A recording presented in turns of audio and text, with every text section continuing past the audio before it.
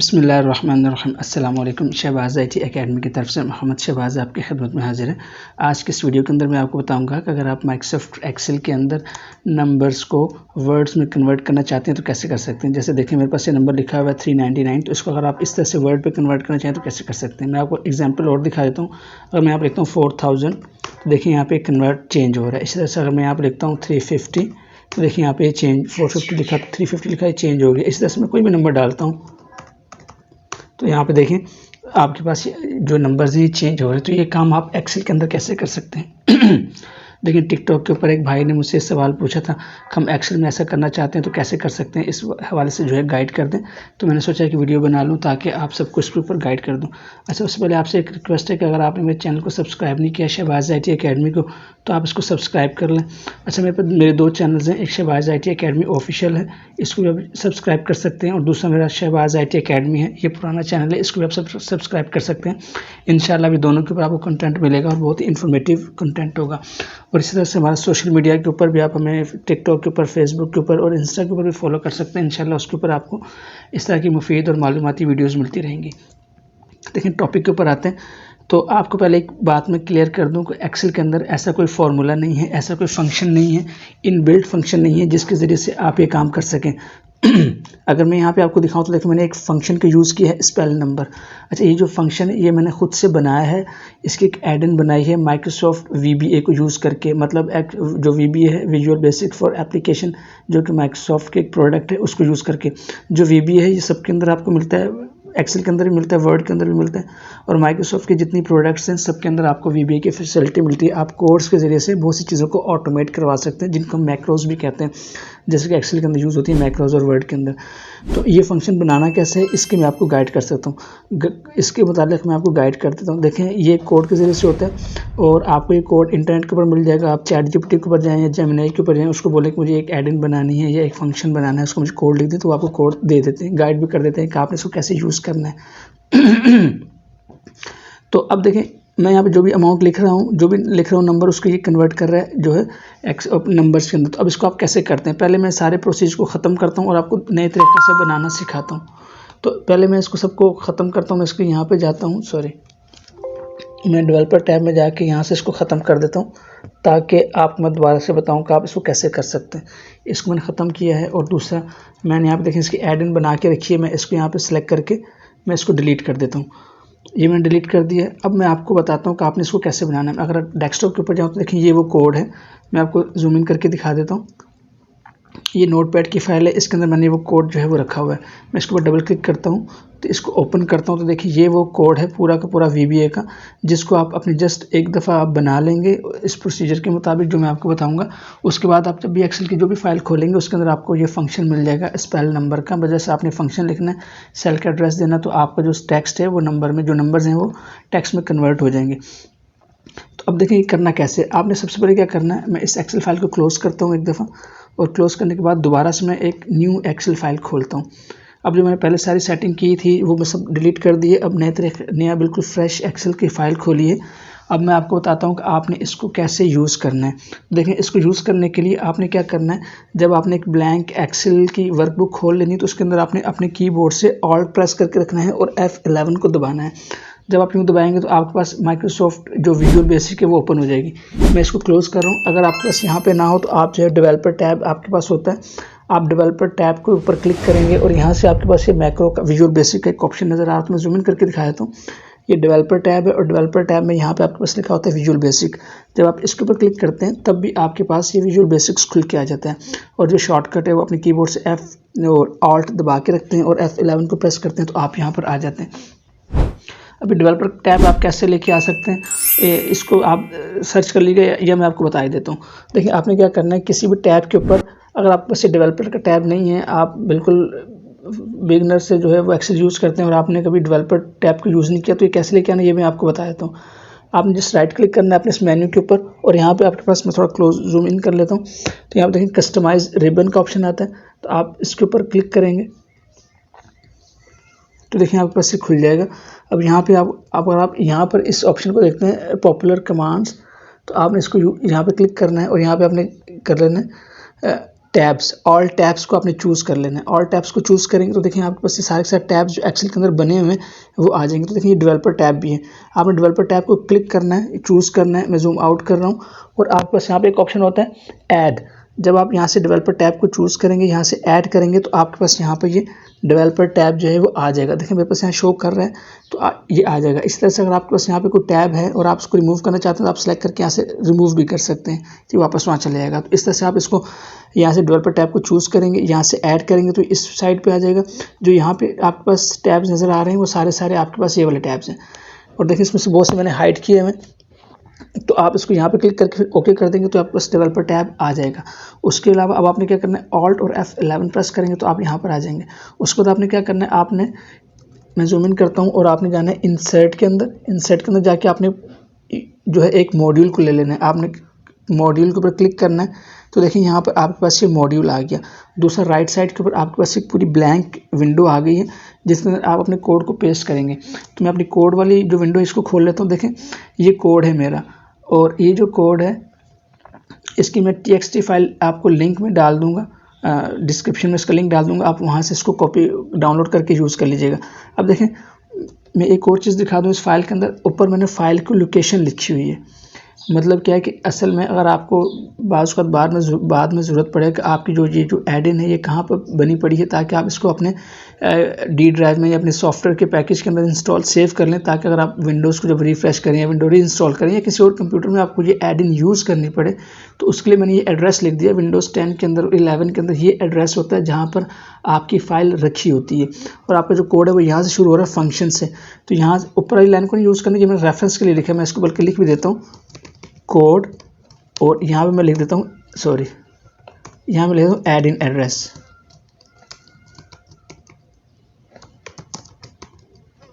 Add in folder, तो ये add in का फोल्डर है जहाँ पे आपकी ऐड इन सेव होती है। तो आप उसको जब से बना लें तो वहाँ से कॉपी करके अपने पास महफूज रख लें। एक्सेल का एक फ़ोल्डर बना लें एक्सेल ऐड इन के नाम से, ताकि आप किसी और कंप्यूटर में भी इसको यूज़ करना चाहें तो कर सकें, या विंडो री इंस्टॉल के बाद इसको यूज़ करना चाहें तो कर सकें। उसके बाद आपका ये कोड है और कोड आपका यहाँ से शुरू होता है फंक्शन से। मैं जूम आउट कर रहा हूँ और आपने यहाँ से लेकर नीचे तक आपने शुरू में कर्सर रखना है यहाँ पर, और आपने अपने कीबोर्ड से शिफ्ट दबाना है और डाउनलोड एरो प्रेस करके रखना है। देखिए एंड तक आपका ये कोड चले जाएगा। शिफ्ट दबा के रखा हुआ है और डाउनलोड एरो प्रेस कर रहा हूँ तो देखिए ये मेरे पास ये पूरा का पूरा कोड सिलेक्ट हो गया। अब मैं इसको Ctrl+C से कॉपी करता हूँ और कॉपी करने के बाद मैं अपनी इस विंडो पे आ जाता हूँ जो मैंने विजुअल बेसिक की जो है ओपन की है। मैं यहाँ पे क्लिक करता हूँ इस ब्लैंक एरिया के ऊपर और मैं Ctrl+V से इस पूरे कोड को पेस्ट कर देता हूँ। यहाँ से मैं विजुअल बेसिक को क्लोज कर रहा हूँ। उसके बाद अब मुझे इस फाइल को सेव करना है, तो मुझे सेव इसको एज ऐड इन करना है। तो मैं अपने कीबोर्ड से F12 दबा दूंगा तो ये सेव एज की विंडो ओपन हो जाएगी, या आप Ctrl+S दबाएंगे तब भी आपके पास ये विंडो ओपन हो जाएगी। तो आपने क्या करना है, जस्ट यहाँ से आप, मैं सेव के ऊपर क्लिक करता हूँ, देखें ब्राउज का विंडो आ जाएगा।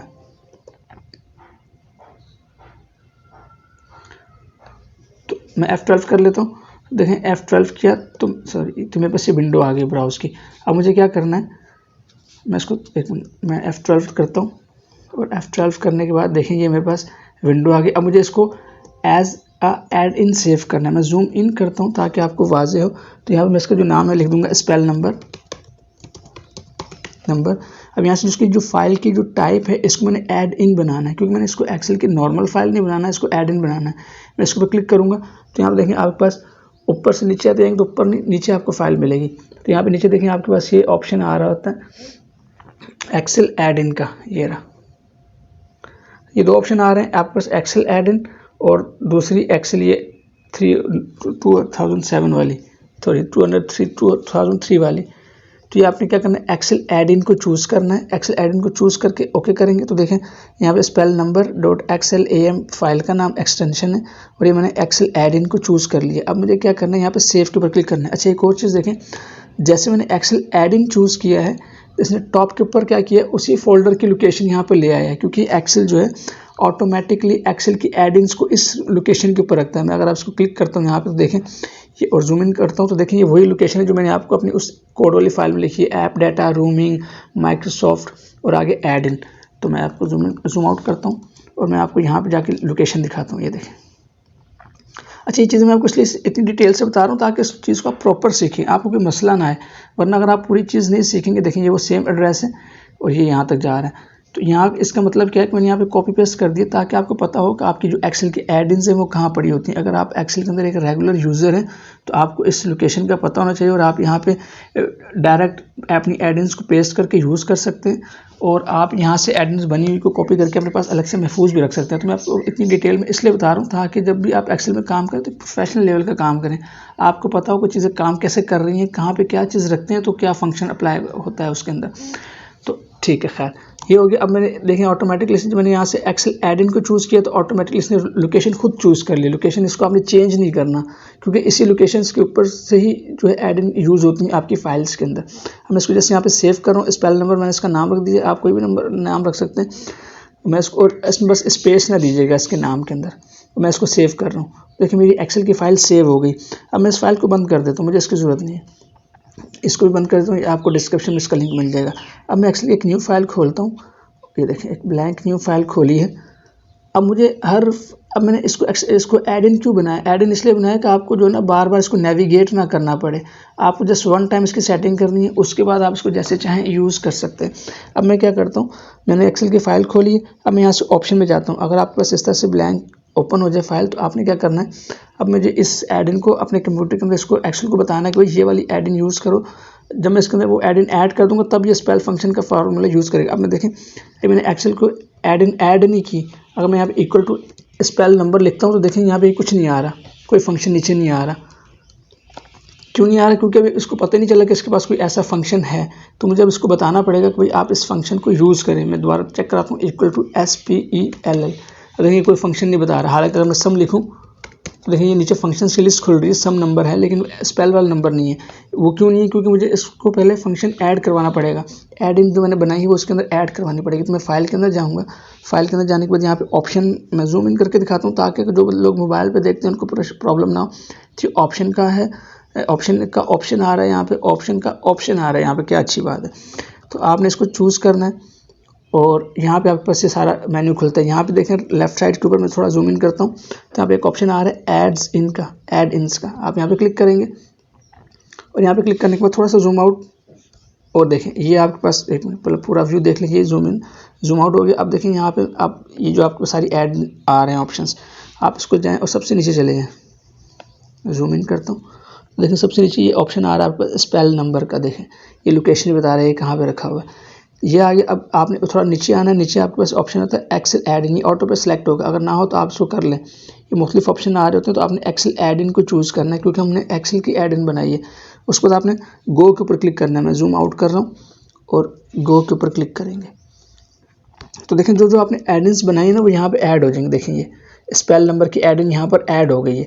इसके अलावा खुद से पहले एक्सेल की एड-इन्स बनी है, मैं इसको यूज़ नहीं करता, लेकिन आप जो अलग से एड-इन्स बनाएंगे वो आप यहाँ पे ऐड कर लेंगे तो यहाँ पे आपके पास वो विजिबल हो जाती है। अब मुझे अगर इसको एक्सेल के अंदर यूज़ करना है तो मैं इसके ऊपर टिक लगा दूंगा। मैं इसको क्लिक करता हूँ, देखिए टिक लग गया। अब मैं इसको ओके कर देता हूँ तो देखिए अब ये जो मेरी एड इन मैंने बनाई थी ये एक्सेल के अंदर इंटीग्रेट हो गई है। अब हम इसको जब यूज़ करेंगे तो ये यूज़ होगी। जैसे फर्स्ट मैं जूम इन करता हूँ, मैं यहाँ पे लिख दिया 390। अब मैं इसको यूज़ करना चाहता हूँ तो यहाँ पे इक्वल टू स्पेल। अब देखिए जब मैं स्पेल SPE लिखा तो उसने नीचे फंक्शन बता दिया कि देखें ये जो फंक्शन है ये बना हुआ है इसके पास, क्योंकि पहले मैंने इसको वो नहीं करवाया था, पहले मैंने इसको इंटीग्रेट नहीं किया था तो ये नज़र नहीं आ रहा था। अब क्योंकि हमने कोड को जो हमारी एड इन थी उसको हमने इंटीग्रेट कर लिया अपने एक्सेल फाइल के साथ तो अब ये यहाँ पे नज़र आ रहा है। अब अगर मैंने SPE लिखा, मैं जस्ट अपने कीबोर्ड से टैब दबाऊंगा तो देखिए ऑटोमेटिकली पूरा फंक्शन पिक कर लेगा। उसके बाद अब मुझे ये कह रहा है कि भाई यहाँ पे नंबर किसको आपने नंबर्स में कन्वर्ट करना है, तो मैं इस सेल का एड्रेस दे दूंगा भाई ये H3 है, इसको आपने नंबर्स में कन्वर्ट करना है। अब मैं ब्रैकेट क्लोज कर दूंगा और एंटर करूँगा तो देखें जूम आउट करता हूँ, देखिए इसे नंबर में कन्वर्ट कर दिए। अब मैं यहाँ पे कोई भी नंबर लिखूँगा तो देखें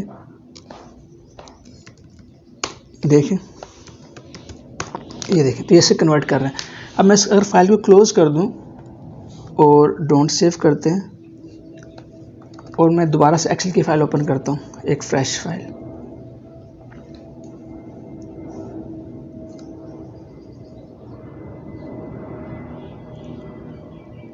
अब देखिए मैं यहाँ पे लिखता हूँ फॉर यस नंबर, मैं यहाँ पे नंबर अपना फंक्शन दोबारा लिखता हूँ इक्वल टू स्पेल नंबर और ये देखें वर्क कर रहा है बिल्कुल ज़बरदस्त। अब मुझे क्या है कि मैंने एक दफ़ा तो वो कर लिया ना, अब मुझे बार बार इसको वो नहीं इंटीग्रेट कराने की ज़रूरत नहीं, मैंने एक दफ़ा इसको इंटीग्रेट करवा लिया। तो इस तरह से आप नंबर्स को टेक्स्ट में कन्वर्ट कर सकते हैं। तो उम्मीद है ये चीज़ आपको समझ आई होगी। मैंने इतनी डिटेल से इसलिए बताई है कि देखें अमूमन लोग क्या करते हैं कि बड़ी जो है वो लिमिटेड सी इन्फॉर्मेशन गेन करते हैं, तो उनको पता नहीं चलता कि चीज़ें काम कैसे करती है। तो मैंने आपको एक प्रॉपर जो है प्रोफेशनल तरीका बताया है कि अगर आपने एक एड इन बनाई है तो आप उसको कैसे यूज़ कर सकते हैं। इस तरह से आप चैट जीपीटी के पास जाएं और आप बोलें यार मैं जो है एक्सेल के अंदर देखें एक ऑप्शन होता है स्मॉलर का, अपर का, बिगर का, मतलब आपने टेक्स्ट को सारे को कैपिटल करना है, सारों को स्मॉल करना है। ये बाय फार्मूला तो होता है लेकिन बाय फंक्शंस नहीं होता। देखिए यहाँ पे कोई उसके टूल नहीं बना हुआ जैसे बोल्ड वगैरह के बने हुए, या माइक्रोसॉफ्ट वर्ड के अंदर होता है चेंज केस का, एक्सेल में नहीं है। तो आप इस तरह की एड-इन्स खुद बना सकते हैं, उसको खुद सेव कर सकते हैं, उसका एक पूरा पैकेज बना के रख, जो जो आपको रिक्वायरमेंट आती है। मैं इस तरह से काम करना चाहता हूँ, मैं चाहता हूँ सारी की सारी शीट्स का PDF बना लूँ। तो आप इस तरह से चैट जीपीटी के पास जाएं या जेमिनी के पास जाएं, पूरा कोड लिखवाएं, विजुअल में चेंज करें, सेव करें, फिर उसकी एड इन बनाएं, अपने पास महफूज रख लें, फिर आप इसको अपने काम में यूज़ कर सकते हैं। अगर तो आप एक्सेल के रेगुलर यूज़र हैं तो आप इसी प्रोसीजर को फॉलो करके अपने लिए मुख्तलिफ एड-इन्स बना सकते हैं। मैंने बेशुमार बनाई हुई है, बहुत सी बनाई हैं, इंशाल्लाह आप आइंदा वीडियोज़ के अंदर शेयर भी करूँगा। कुछ फ्री की हैं, कुछ पेड हैं, इंशाल्लाह नॉमिनल सी प्राइस है उसकी। तो उम्मीद है ये वीडियो आपको पसंद आई होगी और आपने पूरा तरीका सीखा होगा। मेरी कोशिश थी कि आपको इन डेप्थ डिटेल तरीका समझा दिया जाए ताकि आप सिर्फ एक एड इन नहीं, इस तरह की बेशुमार एड इन्स आप जस्ट कोड पकड़ें, उसको डालें। और ये जो कोड है मैंने खुद नहीं लिखा, कोई भी खुद नहीं लिखता, हर चीज़ बनी हुई है पहले से लोगों ने लिख के रखी। जो बड़े प्रोफेशनल्स हैं, जो बड़े प्रोग्रामर्स हैं, वो फंक्शंस बना लेते हैं, तो वो हमारे सब के लिए यूज़ में आसानी होती है उसके लिए। तो मेरी आपको छोटी सी वीडियो पसंद आई होगी, थोड़ी सी बड़ी होगी। इंशाल्लाह आपसे नेक्स्ट वीडियो में मुलाकात होती है, तब तक के लिए इजाज़त दें। अस्सलाम वालेकुम वरहमतुल्लाहि वबरकातुहू।